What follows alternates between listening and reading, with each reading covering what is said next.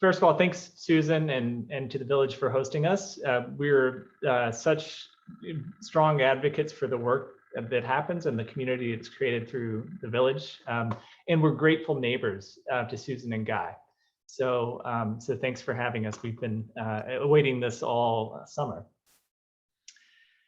So a little bit of a background, I think it's worth saying. First of all, Alaina and I live in the same house. And we both are working in the water sector, though we approach it from different places, and we got to it in a different through different pathways. I've been working in the area of stormwater and water resources for my entire career as a landscape architect, as Susan said, but for the last 10 years in the development and policy space specifically.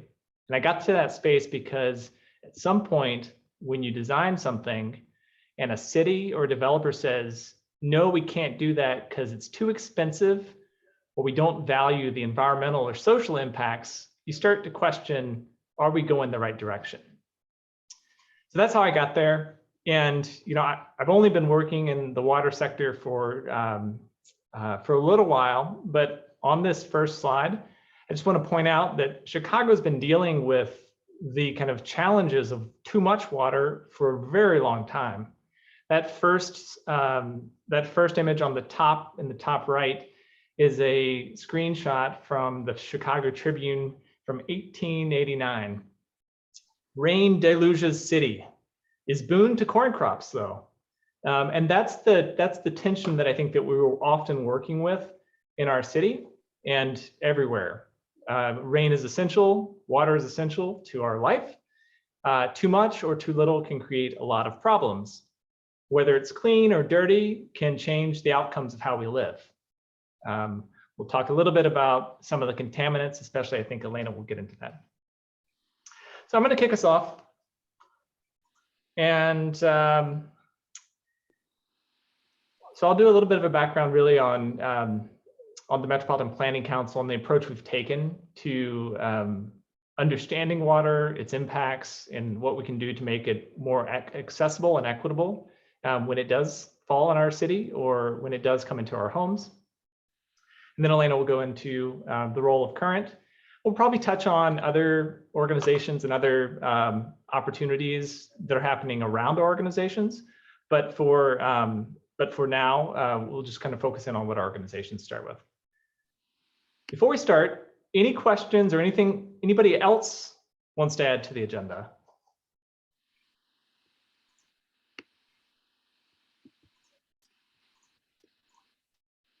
Okay, hearing none, I'm going to jump in. So the Metropolitan Planning Council, we're an 87, almost 88-year-old organization. We were founded really to work on some of the challenging regional issues, really around housing originally. One of our founder helped to establish the Chicago Housing Authority, and the organization has gone on to be part of many different regional governance issues, helping to stand up our regional planning agencies, and really being at the intersection, working at the intersection of government, community, and business. And from that perspective, we were able to do a lot of convening around issues that are of regional importance and local concern. And I think some of the issues that I'll touch on get to that in the water sector. But what I like about working at MPC is that we work across sectors. So while I'm focused on water related issues, my colleagues work on transportation, housing and community development, land use and planning. And I think you'll see some of that in what I talk about. But specific to the water resources sector, we are focused on the natural assets of our region, Lake Michigan, the vast network of rivers and waterways and lakes that kind of cover what was formerly a wetland. And we're trying to figure out ways that are sometimes boring and sometimes innovative to protect those through policy decisions, primarily by exposing research, conducting research that shows the extent of a problem, and by developing solutions that can change how those problems impact our region. For the last about 6 or 7 years, our organization has really shifted to understand what are the equity issues within our regional infrastructure.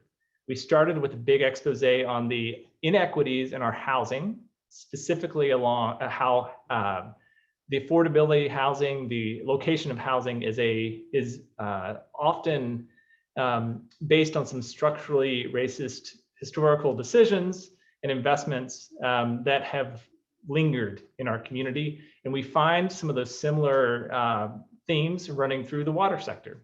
How we get water, where the impacts, where water is more contaminated, or where flooding occurs more frequently. So as an organization, we've really shifted towards a frame that is based in understanding the inequitable distribution and access to our natural resources and the resources that are created when a city like Chicago comes together. So Chicago, or the Metropolitan Planning Council, MPC, within our water resources program, we've really focused on kind of two primary areas. And I'll call one of them water supply. And that refers to the water that comes out of Lake Michigan, primarily, distributed through a network of pipes underground, all the streets, going into our houses, and coming out of our taps. That's our water supply system. We have some of the largest water treatment plants in the world. You can see them if you go out to Promontory Point and you look north or you look south. You'll see our two key plants just within 7 miles of us, to the north and just a few miles south.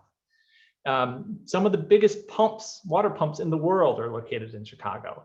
And we have one of the most innovative and longest running water utility systems in our region. And MPC is focused on water supply because, well, we need water to survive, and we need it to be clean and safe for those who are drinking it. But more than that, we need to be able to have a water supply system that is efficient to run, that we can afford to operate, and that also provides the benefits of jobs to our community. And so in that line of reasoning, we've been working over about 15 years to develop an agenda for the region.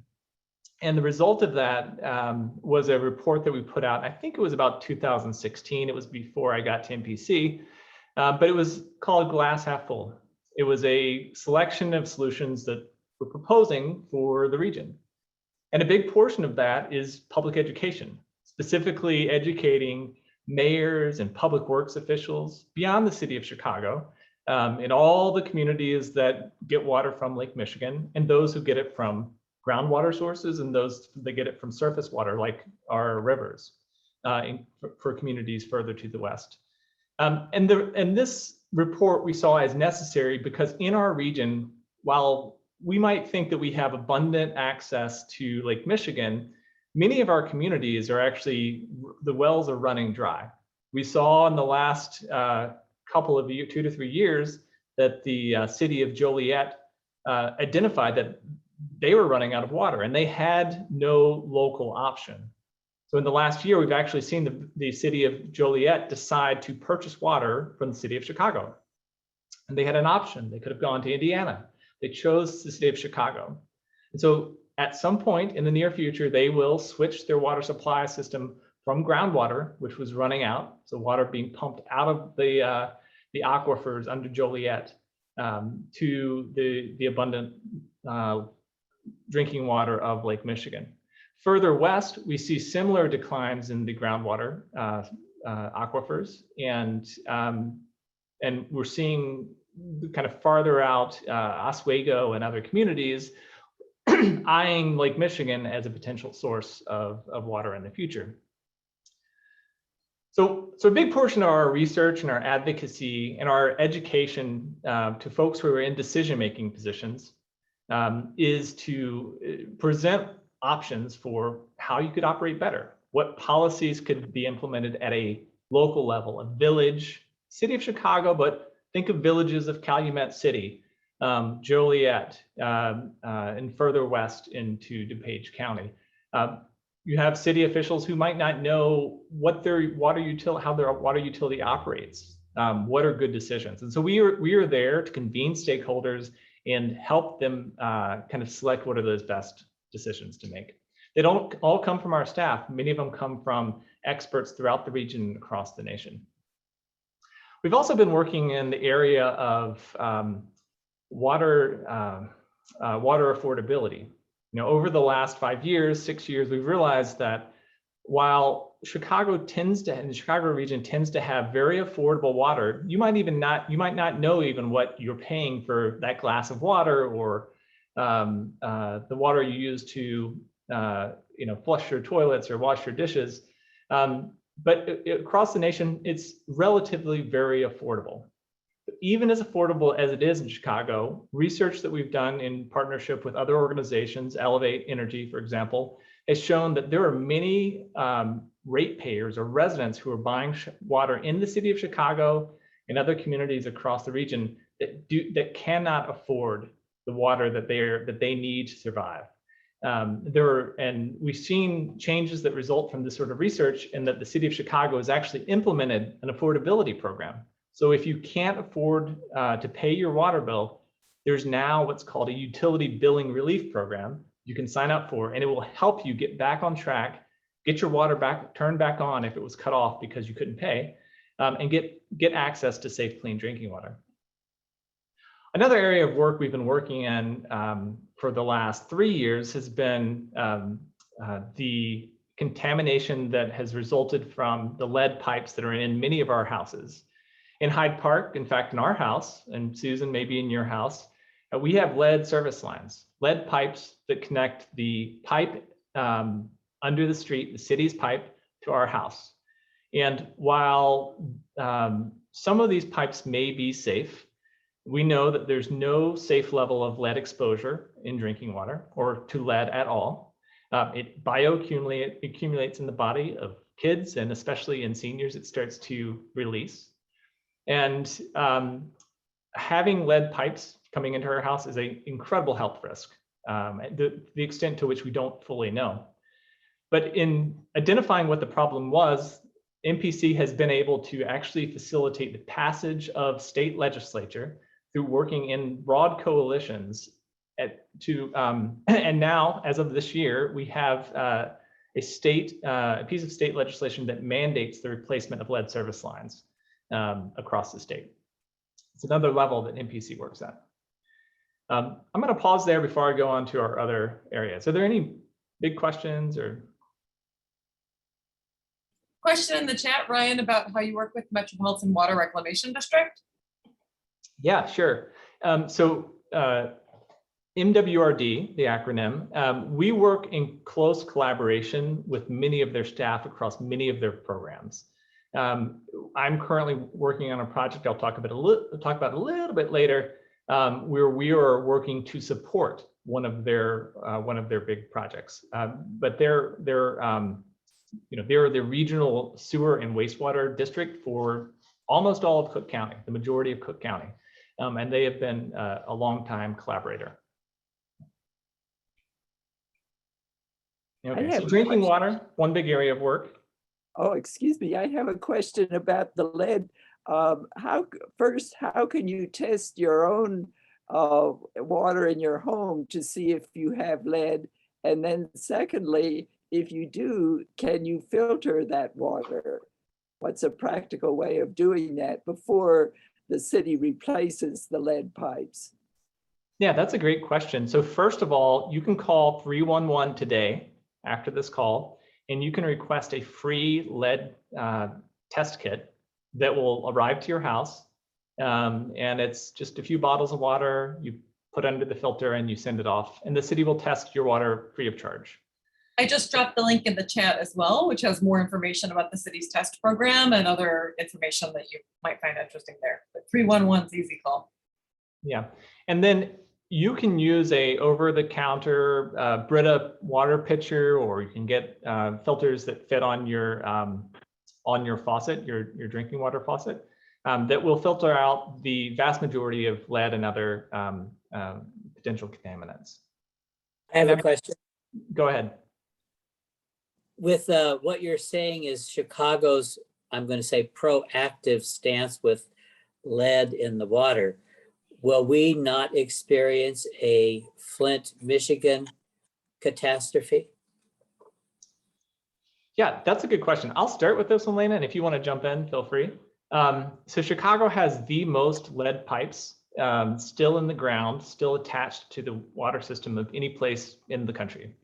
Much more than Flint or other big cities. Will we experience a Flint-sized crisis? I hope not. The result of that resulted from some pretty bad and uncoordinated decisions that had to do with the water treatment process on the city side. I don't expect that to happen. I'm not going to say it can't, but it's possible. I don't expect it. What I do expect is that the city will, and they have already started to make investments. They're small, and they would benefit from hearing from all their residents that they want this process to be accelerated, but they've started to make investments that help homeowners replace their lead service lines. And so we can share that link as well. There's currently a pilot program that will that's income qualified that will replace a lead service line, if it is identified. I think that covered it well, Ryan. The only thing I'd chime in and add, I think one big important thing to remember, contrasting Flint and the city of Chicago, our overall government capacity and our Department of Water Management capacity in particular is very high. Our overall water quality is very high. So it's really, we're very different. We're in a very different, and I would say relative to Flint, more fortunate position just with respect to our overall government capacity. Is it going to take a lot of money and effort to get all of our Illinois lead service lines replaced? Absolutely. And we have to keep a focus on, the people that are least likely to be able to afford faster private investments, to get it done quicker. Like, we have to think about how equity is going to play into lead service line replacement. But the kind of disaster that happened in Flint, I would agree with Ryan, is sort of, we all want to avoid that. And because we all want to avoid that and have more government capacity invested in this issue, I think would be unlikely.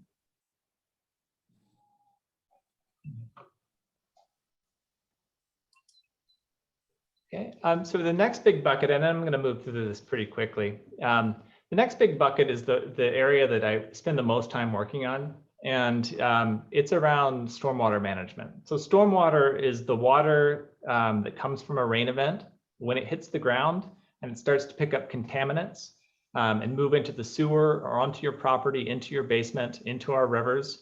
That's what we call stormwater. And in much of Chicago, that stormwater becomes results in flooding.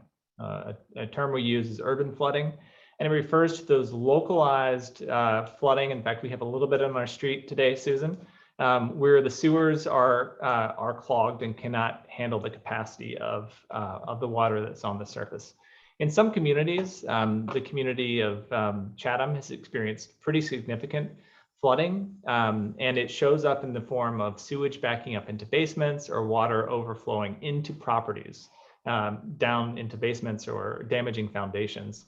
There's a pretty significant, we started to quantify with the other partner organizations, started to quantify the impact to our communities, and it's damaging property values, it's damaging people's health, the results of mold that grows after properties are damaged, wet and mold is growing. So it's kind of a hidden problem that we've tried to expose, and the city has been making investments through creating larger sewers to handle greater storm capacity. And also MWRD, the organization that manages our regional wastewater and stormwater, has made massive investments in regional reservoirs that are intended to hold water and to keep it out of our waterways, which Alaina will probably talk about. At MPC, we've tried to figure out ways, and one of the challenges is there's often not funds available. And so we've been conducting research over the years that identifies different ways that municipalities can raise revenue to actually pay and invest in stormwater management within their community. We've also been looking at different ways to build coalitions around stormwater management practitioners. Again, mayors, public works folks, engineers, community-based organizations residents, those who understand flooding firsthand, and we think can, when organized, when collaborating, can identify the most strategic and best investments we can make with the limited money we have. The third thing, which I've been working on it with MPC and trying to stand up, is the establishment of an environmental market for stormwater. And this is a little bit of a complex idea. Maybe it's a little bit like a carbon trading market, but essentially we're trying to establish a way for developers to relocate some of what they're regulated to build, their stormwater management, regulated to build on their site, to the communities where it can have the greatest impact. And we think this will save money, improve or reduce the amount of flooding in communities, and really help to kind of incentivize or instigate the development of new park-like settings, other nature-based approaches to addressing stormwater in your community. And then maybe the third bucket of work that we have at MPC that's really touches on and is focused on the quality and experience of water in our community is a project that's called Our Great Rivers. And this was started a number of years ago to help develop a framework for how our region, including all the Chicago waterways, the Chicago River, the Little Calumet, Lake Michigan, the DuPage River, how all of these local waterways are managed and prioritized, how we develop a kind of cohesive vision for how we use them. And I put the vision statement up here on the slide, but I'm going to say it out loud as well because I think it's pretty inspiring. By 2040, Chicago's rivers will be inviting, productive, and living, providing everyone with the opportunity to find or create their own place, their own experience, and their own community on our rivers. And I think Alaina will talk a little bit about this in some of her projects. But really, one of the key roles that MPC plays here is to help convene these conversations, to project manage them, essentially, get all the right folks in the room. And after the kind of framework plan was developed that is Our Great Rivers, we found that the Chicago Community Trust was interested in investing in projects that align to this framework. Alaina's organization is funded through this effort. Many of our partners, the Nature Conservancy, funded through this effort to see and help kind of revitalize our local waterways so they're fishable, swimmable, enjoyable, that you can access them. Because we have more than 26 miles of riverfront. 26 miles being the amount of lakefront we have in Chicago. We have much more riverfront, and it extends throughout our region and has and provides greater access to many more people. So I'm going to move over to Alaina, and maybe we'll take questions later because I have talked too much. Thank you. Alaina? Great setup, Ryan. Thank you. I'm just gonna make sure, as the less tech savvy of this partnership here, let me make sure I can share my screen. That was a terrific introduction. Let's see. There we go. Let me just size this down. Got it. Looking good? Yes. Excellent. Wonderful. Well, and that was such a perfect transition, as you all heard from Susan's generous introduction and Ryan's intro as well. My name is Alaina Harkness. I am coming to the issue of water in Chicago from a different background, really more focused on urban economic development, and also just as a lifelong lover and appreciator of the Great Lakes and rivers that I've lived alongside my whole life. So I'm really excited to be here and share Ryan's really kind words about the work that the village is doing. Really grateful for your community organizing efforts, and grateful to live next door to Susan and Guy as well. So my organization, Current, we call ourselves Chicago's Water Innovation Hub. We're a small nonprofit and we're 5 years old this year. Our job is three things. We have a three-part mission: grow an inclusive blue economy, and I'll talk a little bit more about what that is. Accelerate innovation in water technology, so helping to advance solutions that help solve persistent water challenges in our region. That's the third thing that we do. I like to talk about this in a little bit of Ryan teed up the big picture questions, but why is Current here as part of this problem solving? Well, you heard, we all need more healthy water to drink and less flood water for our basements. This is a very common and motivating challenge. But we also need more blue jobs that are creating opportunity for Chicagoans to go to work in the water workforce. And we need companies that are solving water challenges all around the world. So we need a really good platform for entrepreneurs, our world-class research universities to be churning out novel solutions to some of these really big pressing challenges that are in front of us. So what will that take? Well, at current, our perspective on this is that we need to be rallying faster behind some of the new ideas and technologies that can provide solutions to water challenges. So the world that I live in is very focused on what it takes to get good ideas out of the minds of entrepreneurs and researchers and into the marketplace. So getting adopted by the utilities that Ryan talked about, by companies that need water solutions to figure out how to have better water quality and to lessen the water impact and footprint of their industrial processes. And that's really hard work for a lot of different reasons. Water is really complicated. Solving water challenges often takes the expertise of engineers as well as chemists and all sorts of other scientists. So as well as the people that understand what it takes to bring those ideas into the marketplace.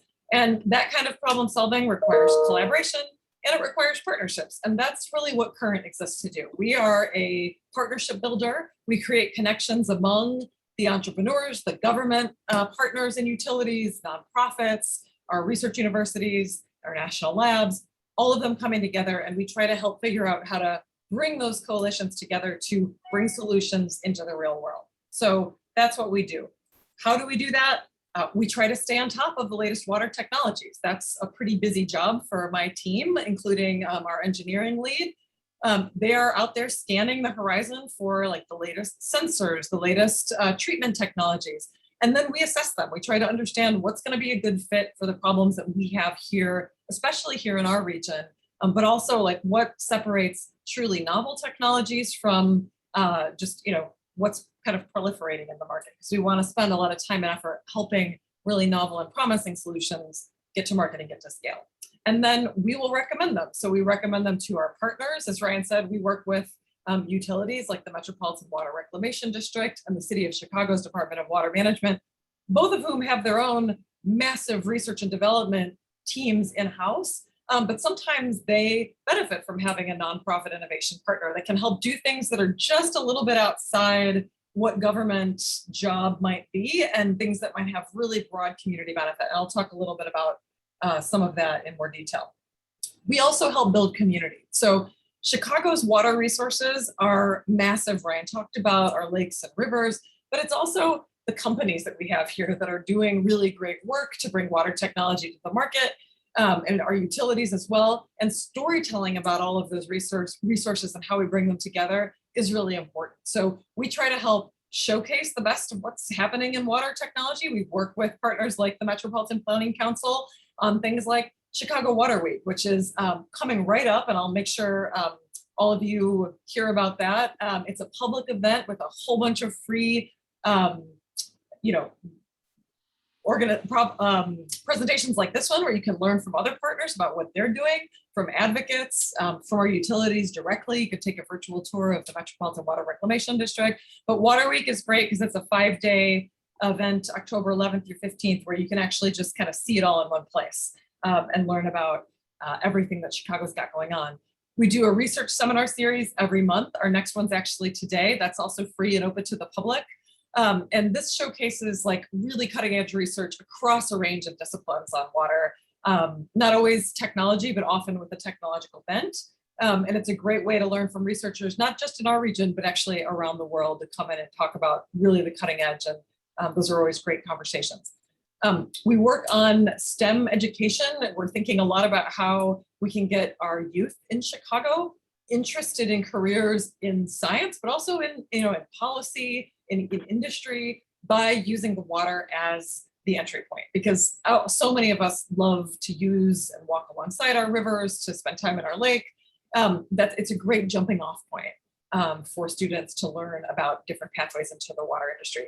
And then blue jobs, right now we maintain a list of job openings in the blue economy, but we're also working on a much deeper strategy to fill gaps in the water workforce. And we're really excited to share a little more about that too. I think a really important part of Current and how we work, we do a lot of connecting, but we also test new technologies and ideas in the real world, which is really exciting. So Ryan set this up perfectly with the Great Rivers Vision and Plan that Metropolitan Planning Council and the Chicago Community Trust and dozens of other partners established for our river system. One of the goals in the plan was to get real-time water quality information about the Chicago River and our rivers in general. And that particular goal is one that Current, about 3 years ago, said, you know what, we will tackle this one. We would love to help figure out how to get to real-time water quality monitoring. The city of Chicago, MWRD, there's already a lot of water quality monitoring happening in our lake and our rivers. But what really was needed was a public-facing real-time indicator that functions like a weather app for the river that really can say, last night, this is true, we had a huge storm. And if you sign up for the Metropolitan Water Reclamation District or Friends of the Chicago River alerts, you can actually get an alert when we have a combined sewer overflow. And that's a moment when we have so much rain that our combined sewer systems are overwhelmed and some of that sewage goes into our waterways. And they are tracking that, and you can get that alert. It pops up on your phone, it comes to your email, and then it'll take you to a map to show you where that happened. So last night, this happened way out in the west, out in Brookfield, and it's important to know that. But what it doesn't tell you is how soon is the river quality going to be safe to use for kayaking, right? Or how much do I need to care about that right near me if I live on the South Branch of the Chicago River? That's a really fascinating area of science. And we've been working with an array of partners to actually develop gauges that tell you today, how's the river doing in the North Branch? How is it doing on the main stop by the Riverwalk? How's it doing on the South Branch? Because actually what we're learning is water quality is very variable across those branches. River systems, our river in particular, we take in water from the lake. The branches behave differently for different reasons. And it's really useful to know after something like a combined sewer overflow, does it take 48 hours? Is it 24 hours? How soon is it safe to use the river again? So we're really excited. You can stay tuned for more. We're actually going to be rolling this out to the public in its kind of 1.0 phase later in September, well, early September, but very soon. So stay tuned for that. We're hoping there's going to be a lot of interest in this technology, and we'll be continuing to develop this platform called H2 Now Chicago to learn more about our river in real time. And that's really exciting. That's an example how we work with our utilities. We select the technology. We actually have Tom in the corner here, you see is one of our interns. He was an IIT student, engineering student that is out helping us actually sample the water to make sure that it matches what our gauges are telling us. So it's a really exciting sort of real life science project. And that's the kind of thing that Current is able to bring to life because of the kind of organization that we are and the partners we have. So we're also looking at the kinds of water innovations that we might need to address challenges that are on the frontier. So some of those, we're working on sewage surveillance now in partnership with the Discovery Partners Institute and a number of others. But this is really exciting. And if you can call it a silver lining of the pandemic, it was a really interesting turn to using wastewater as a public health indicator and signal. And what we're doing is working with teams of scientists to actually test our wastewater to try to have early warning indicators when there are concentrated outbreaks of SARS-CoV-2. We're using it to try to understand if we can track emerging variants. It's a really exciting area of epidemiology. Not new in that, we've been using wastewater to identify things like cholera outbreaks and other things for many, many years. This is, an established area of science, but there's all sorts of novel ways of really isolating particular viral strains, sequencing DNA and RNA. It's really, really exciting time for wastewater epidemiology. And there's been a lot more interest and attention and investment in this arena because of COVID-19. So hopefully that is something that will stay so we can continue to use wastewater to track other kinds of public health crises. PFAS elimination. So some of you may have heard of this. We are still trying to understand and are always understanding more about forever chemicals that are in groundwater, often around contaminated industrial sites or a byproduct of mining and extractive industry, firefighting foam and like things that are used to put out fires, often another thing. We've created these chemicals to be enduring. And because of that, they're very hard to find, eliminate, and destroy. And we are learning more about how they're affecting our drinking water. And so this is a really interesting area of science of sensing, identifying, and then sequestering and eliminating these particular kinds of chemical compounds that are a threat to our drinking water supplies. So we're working with, again, an array of research partners on that. It's some exciting companies in Chicago. Cyclopure, one of our startup partners, is a company built right here that has a novel adsorbent, which is something that actually, it's a material that adsorbs PFAS from water. So that's really exciting. Lead detection and removal, we've already talked about that. There are lots of different companies that are trying to help cities, not so much in Chicago, because we do know where a lot of our lead service lines already are because of our building stock and just when our lead service lines were used in developing buildings in Chicago. But in many other cities, one of the big problems with lead service line replacement is actually trying to figure out where lead service lines are. So you're not just digging up streets and trees. And so there are companies that are doing a lot to try to figure out how the US overall can address this lead infrastructure issue.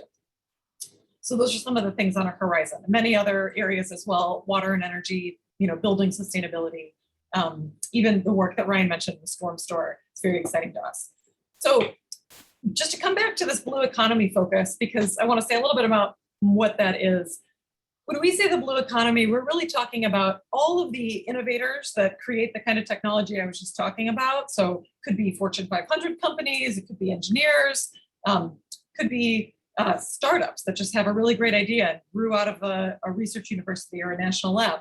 But it's all the people with technology that's solving some kind of water challenge. And then on the demand side, Chicago has a ton of industry that needs water technology to solve their water challenges. So that's everybody from food and beverage to manufacturing, even the cannabis industry that is emerging as a heavy water user. So when we think about the blue economy, we're really thinking about how do we train people to work on both sides of that. Chicago's really fortunate to have a diversified economy and lots of ways to plug in water expertise.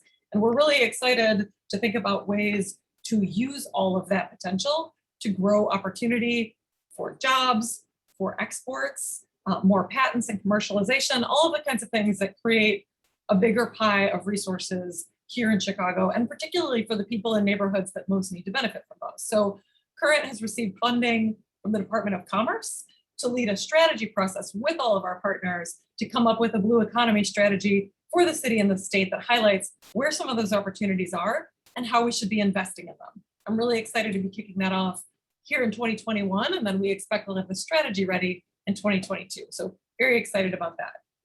We know that right now, the building blocks that we've talked about are fresh water, all of the corporate and government innovators that we have, even our innovation economy, which is growing in really robust ways. And that's really promising in terms of venture capital and how many startups we have here. That's all great, but without a clear and fact-based vision of where we should be investing, especially this map of opportunity gaps and clear strategies, we're not going to get there. And there's other cities around the world and even countries. Israel's a good example, Singapore, the Netherlands, who have done this and they've seen big gains. And we think that, especially with a federal government that's currently invested in figuring out how we address both economic recovery and better environmental resilience, water is perfectly positioned as a big strategic driver. So that's a bit about what Current does. We have terrific leadership. Some of you asked about our relationship with the Metropolitan Water Reclamation District. They are one of our founders. The head of MWRD sits on our board. Same for the Department of Water Management at the City of Chicago. So we're super fortunate to have very strong utility leadership, as well as the head of the Metropolitan Planning Council, Ryan's organization, head of our national labs and research partners also sit on our board, innovators, industry leaders, really great group of people. And that's what allows Current, that has only a team of 4 full-time staff, to really kind of punch above our weight. We have great advisors as well that mostly come from industry, and they are really super helpful to us as we are working our way through particular challenges. So I think I'll stop there. This is just a quick snapshot of some of our funders and partners, but I'd love to hear questions, and I'm sure Ryan has others too. Thanks so much for taking the time to come and listen to what we have to say, and we're really excited to think about how to solve water problems with all of you neighbors. Thank you, Alaina. Does anyone, I don't see any questions in the chat box. Does anybody have any? Alaina, maybe you could stop sharing your screen so we could see if people are trying to say Yeah, something. of course. And I'm going to drop our website in the chat if anybody wants to learn more. A lot of the events I talked about, you can link from our event page. Any questions for the speakers? Sure. I have a question for Ryan, and that is, recently the city did some work on our sidewalks near my apartment building, and now the water is not draining off. After a rain, there'll be a big puddle next to the curb, and I was wondering what can be done about that. That's a good question. Just so I understand what you're talking about, is the water that's standing, is it on the street or is it on the house side of the curb? It's on the street. It's right next to the curb. Yeah, you know what I do in that situation? I call 311 and I report water in the street, and then they'll tell you they have 50 days to repair the problem.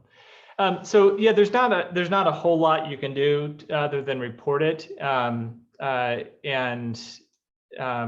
If there was an issue with drainage, if they poured the curb so that it actually held water instead of draining it away, then that should be identified when the city does come out to investigate the problem. Elaine, we have the same problem at a corner, and they've worked on that corner probably 5 different times. They've dug it up. And what they tell us is that they're trying to restrict water, rainwater, for example, from draining too fast so that basements don't flood. And when homeowners complain that they do have flooding, then they come back to these spots and they seem to retain more water at the curb. And so it seems like a problem that is, robbing Peter to pay Paul. I don't know how they intend to. We still have water collecting at our curb. We still have homeowners complaining that water gets in their basements. So it seems like they can't quite figure out how to balance that. Yeah, and what Catherine's talking about, there is a program at the city. It's called the rain blocker, rain restrictor program. Right. And it does throttle down the water that's getting into the local sewers. And the purpose of that is to keep water out of the basements. And that is true. And it tends to work. If the water is there for longer than a day or even 12 hours, it's not working effectively. There's some kind of clog in the system. And so if you have water that stands more than 24 hours, there is a problem that it doesn't involve that restrictor program. And that's really the only recourse is to call 311. The other recourse, though, is you can call your alderman and tell them that 311 is not responding frequently. I've talked to the alderman's office multiple times about this problem because cars kind of hydroplane around that corner where that water stands. And so I don't know how far you'll get there, but. Yeah, I agree. Is there any long-term planning to, at least in certain sections or certain arterial roads, separate out the sanitary sewer from the stormwater system?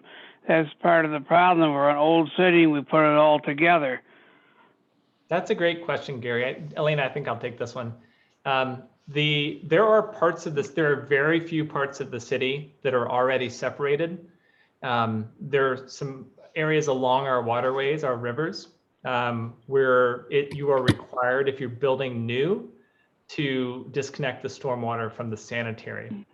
Like many cities, New York, Boston, even Seattle and San Francisco, we have a majority combined sewer system so that MWRD treats both the rainwater and the sewage that comes out of our house as well as industrial waste. Some cities in the suburbs have started to, were either built with separate systems or are starting to separate. it is much too expensive in the city of Chicago, so it's being done piecemeal. I don't ever really fully expect in the next century to have that fully disconnected. But for example, on Lakeshore Drive, the water that falls south of McCormick Place actually goes to the lake. It's cleaned for sediment and then Right. goes to the lake. Okay, Kathy, you have another question? Yes, I do. I was wondering if I heard you say that homeowners are responsible for replacing lead pipes that come from the city lines to their property. Was that, did I hear that correctly? That's true. Yeah, that pipe that it's kind of a funny demarcation, but the pipe is owned by the homeowner from essentially the property line to the house. And so you're responsible and accountable for that replacement of the pipe. Yeah. There is a program, and I put a link in the chat, that's an income qualified program where it can be replaced for free or for a discounted rate if you're not eligible for the income qualified program. It reduces the cost by $2,000 or $3,000, but it's pretty significant and a steep cost to replace.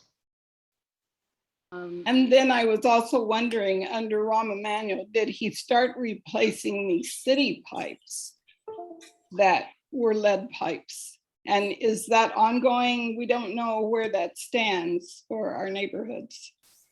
Yeah, it's complicated. We don't have a full reporting of this, but yes, under Mayor Emanuel, he did start to replace many of the large distribution piping and some of the sewer collection pipes. Unfortunately, they were not replacing all the lead that was on in the public right of way, and they did not touch pipes that were in the private right of way.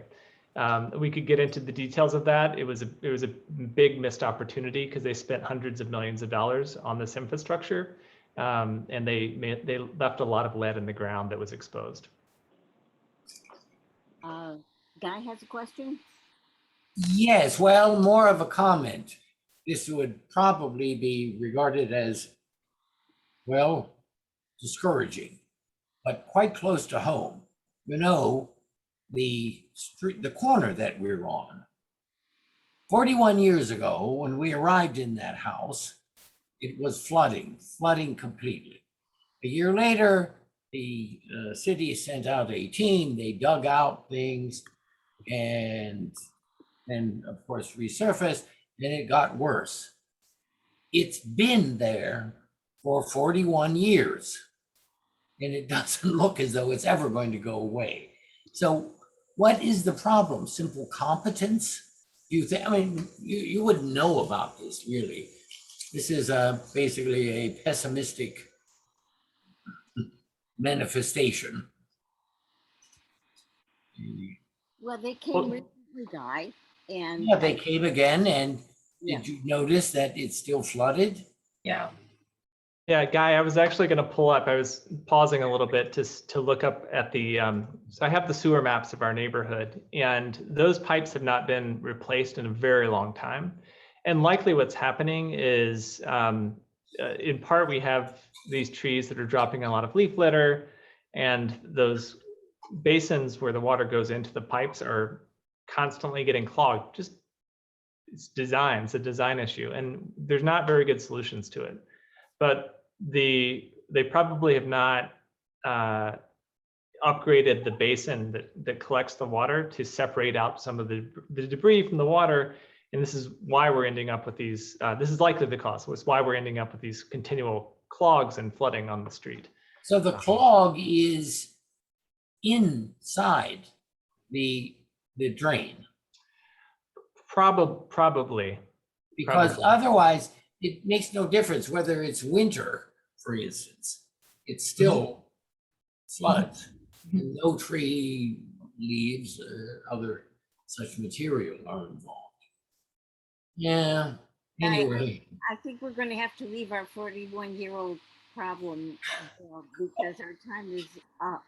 I wonder, do we have time for one more? Yeah, I think we have time for one or two more questions. Any Right. other questions? Yeah, I can Or stay on for a water bit. experts? What about the alarmist news that's been coming out about the potential reversal of the river back into the lake with change of water? Is this alarmist, or is this really an issue? Or Alaina, do you want to take this? No, I'm gonna let you take that one too. Yeah, I'm not the resident expert on the reversal. I know very big reversal, pro reversal. Yeah. Yeah. Okay. So, so I think we probably all know originally the Chicago River did flow into Lake Michigan. It was reversed in the late 19th century. It was a massive and important public health project. It is now a transportation corridor that's moderately important to our economy, our Great Lakes economy. But it's probably outlived much of its usefulness, and there is likely a much better economic, environmental, and social case for reversing the Chicago River. It is a politically contentious issue. But I mean, I'd like to see it reversed. Is it alarmist? It doesn't make sense that we send our water and our waste down to the Mississippi. It's expensive though. yeah, thank you.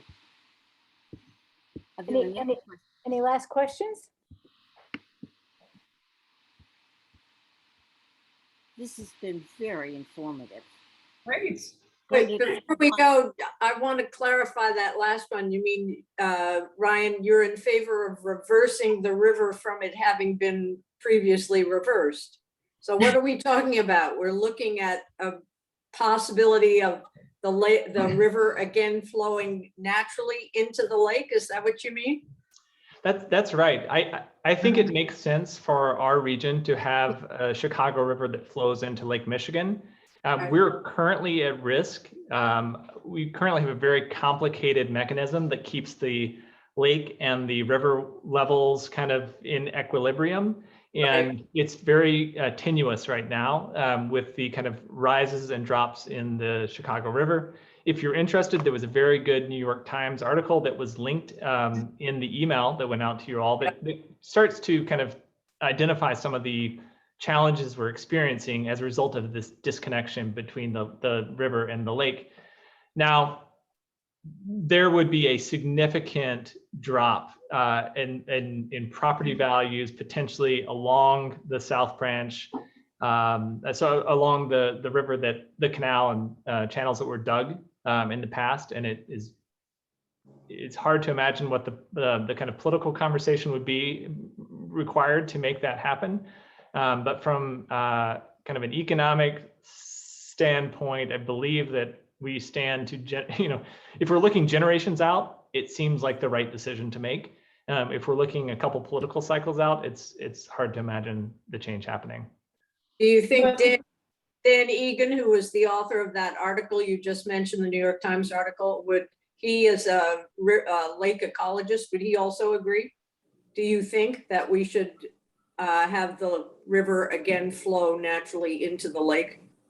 You have any idea? I actually don't know if he's taken a position on this, but I believe the push in the region is to improve the quality of water in the Chicago River, and we're actually at a state where it's pretty close. Yeah. And in fact, I don't know, Alaina, you might know better from a kind of measurement standpoint. The quality of the river versus the lake right outside the lock. But many of the folks who work on the kind of ecological side and the public health side are very optimistic about the increase in the water quality in the Chicago waterways, right, and that we can end up with a much improved local, watershed in a reversed river, in a corrected course of the Chicago River scenario. Is that also true for the quality of water in the lake itself? It's such a quality of the water. I mean, we are the quality, the ecological quality of the Great Lakes, and Dan Egan goes into this a lot in his writing, is very degraded. We have a very sterile lake with a very low biodiversity of different aquatic species, which makes the lake much more vulnerable to invasive species that further create an imbalance. So But that's distinct from like the water, like if you're testing for water quality of other things, where in the river you have maybe somewhat higher concentrations, it's a smaller body of water, you can see things like the fecal coliform that comes from stormwater runoff, from birds and animals, from sewage, all the different reasons it gets more concentrated in the river. I mean, in the lake, it's much more dilute and diffuse. So, if you're concerned, we have very few beach closures, for example. The water is safe to swim in. If you jump off a boat in the middle of Lake Michigan, it feels like very clean water, but that's distinct from what Ryan said, the ecological health of the lake. It shouldn't look that Caribbean blue, even though it's beautiful. It's not a healthy lake doesn't look that color. So different goals here. This is a huge topic. Clearly, we could go on all afternoon, and a topic of great interest to all of us. But I feel much more informed, and I thank both Alaina and Ryan very much. And this has been recorded, and they've put in some very useful links into the chat, which we will then make available to those who want it. So, Ryan, Alaina, thank you so very, very much. Thanks for inviting us. It's a pleasure. And it might be an invitation for sometime next year. Yes, I'm waiting for the annual event celebration. you're invited. Great. So great to see you all. Have wonderful days. Thanks. Thank you. Bye-bye. Thank you. Thank you. And to you. Do a drink. Water. Oh, perfect.